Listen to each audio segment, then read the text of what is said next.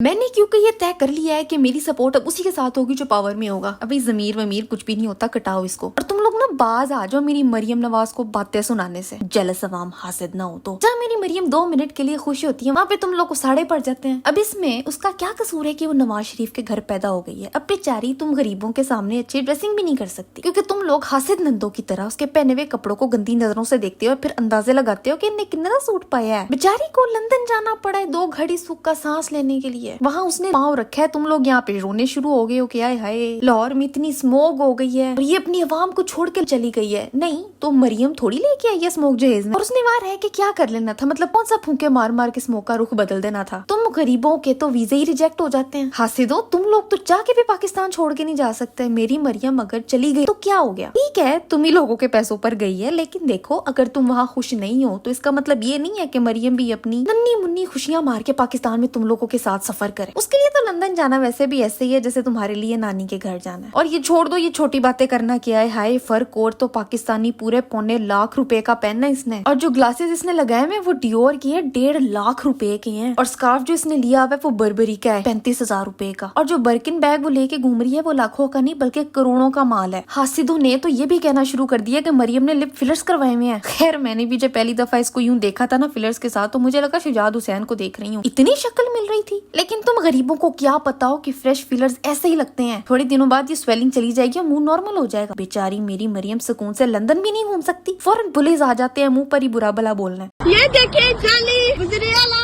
हम लोगों के पैसों पे ये लोग अय्याशी कर रहे हैं। ये मरियम नवाज शरीफ जो अपना झूठ बोल के आई है कि मैं अपने गले का इलाज करवाने आ रही हूँ, कहीं से ये बाप बेटी आप लोगों को लगते हैं बीमार, कहीं से ये लगते हैं। ये देखिए, अब कोई जो तुम्हारे मुंह पे तुम्हें ये सब कुछ कहे और तुम्हारी गाड़ी पर अंडे टमाटर फेंकेगा तो यार कितना स्ट्रेस होगा। गाड़ियों के पीछे पीछे भाग रहे हैं, टमाटर अंडे फेंक रहे हैं। चोर, शर्म नहीं आती, शर्म नहीं आती, यहाँ पे आ गई है चोरनी, चोरनी, चोरनी।